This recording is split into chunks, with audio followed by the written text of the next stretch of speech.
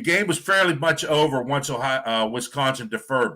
Why Wisconsin would defer the toss to Ohio State is beyond me. I would think you'd say, you know what, we want to toss. Let's get the ball.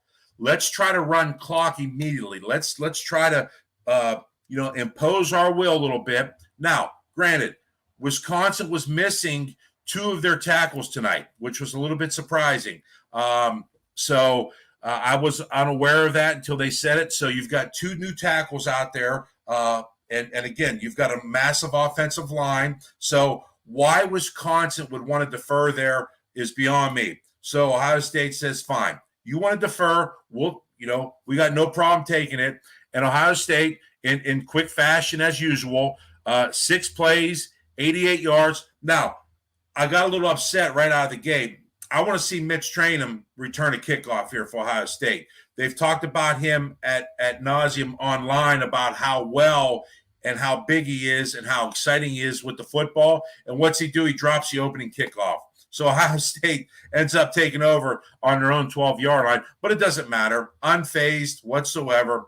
88 yards, 2:47 off the clock. Cade Stover, Marvin Harrison had some nice plays. And our big guy, Mayan Williams, the wrecking ball, takes it in from like about 3 yards out, and Ohio State goes up 7-0. So, again, Ohio State's unfazed. Where you're starting at out on the field doesn't really matter. They do what they do, and it was a tremendous opening drive. So now already Wisconsin's got their back against the wall a little bit. Their first drive of the game. Now, how are they going to handle a quick strike touchdown, which what they were hoping that they could avoid? Well, Graham Mertz, I said it all along, he does throw the ball to the other team every once in a while, and he had a terrible play where he threw back behind his receiver, and Tanner McAllister got a great turnover for Ohio State and had a great return of that INT, set Ohio State up from the 16-yard line, and again, you're putting Ohio State in a position right there that, what are you going to do? Your backs are already against it. You're already down 7-0. You got to try to make a play somewhere. And all it took was 2 plays, and it was a tremendous, tremendous play. I love the play. As a former tight end, I always love that backside drag by the tight end. He gets lost in the wash, and Cade Stover leaks right out the backside. And as Stroud rolls to his left, hits Stover wide open, reminiscent of the play a few years ago in the Sugar Bowl against Clemson when the tight end from Ohio State, same thing, Jeremy Ruckert, rolled out, Fields hit him backside, same exact play. I'm glad they pulled it out of the playbook, and Stover tumbles into the end zone for a touchdown, and it's 14-0 before Wisconsin even knows what hits them. They couldn't have drawn it up any worse if you're an Wisconsin fan. Any better than an Ohio State fan, though. We couldn't have asked for it more. So, again, now Wisconsin back against the wall, 14-0. Now, do they have to try to throw the ball a little bit? Can they sustain a drive to get some of that time coming off the clock? What happens? Boom, 3 and out. Worst case scenario, again, 3 and out. So they've got to punt it away, and Ohio State doesn't mess around once again. 7 plays, 70 yards, 2 minutes and 34 seconds.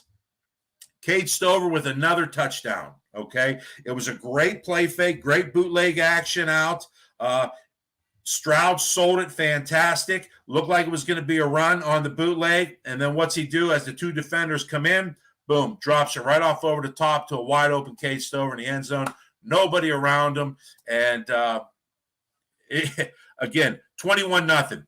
The biggest thing I noticed from the first 3 drives, the first 2 out of 3 drives, because the second drive was only 16 yards, but the chunk plays that Ohio State's offense was putting forward was just unbelievable. Williams, Henderson running the football. They were never getting touched until they were 5 to 6 yards downfield. And that's obviously something I'm going to touch on my highs and lows is how well the offensive line was tonight, because it was absolutely outstanding what they did tonight. So there you go. Three drives for Ohio State, and it's 21-0. And what happens? Wisconsin's got to go 3 and out again, okay? And it gives the ball right back to Ohio State. And basically, the first quarter finally ends as Ohio State's starting to drive. And what the first quarter stats, unbelievable.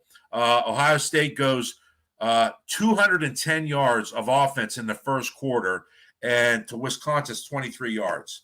I mean, say what you want about the defense, guys. I know we get some people that comment that the defense is this or the defense is that, but guess what? You just held a team to 23 yards of offense in the first quarter, and you put up 210 yourself. Hence why you're up 21-0 after the first quarter. So as the second quarter progresses, Ohio State, unfazed whatsoever, what do? 8 plays, 67 yards, 28-0. Williams again for the touchdown, his second of the night. And again, bull in a china shop, that man is. The way he runs, again, how many times did you see our running backs not get touched until they were 5 or 6 yards downfield? And I loved what we did offensively because, again, Wisconsin's going to come in. They're going to play with the 2 deep safeties, try to keep everything underneath if they can. And one thing Ryan Day did well tonight is he did not give up on the run. A lot of times we see Ryan Day get a little impatient. He wants to throw the ball, but tonight he didn't care. If that's the way you want to play it, then fine. We'll go ahead and run it down your throat. And that's exactly what Ohio State did. C.J. Stroud also made some unbelievable throws in that first quarter over into the second quarter. He hit some guys at Buka on crossing patterns over the linebacker's head, in between the safety. Unbelievable. I've been saying it all year long so far. If you guys have seen me on these breakdowns, C.J. Stroud, guys, let's be thankful he's a Buckeye.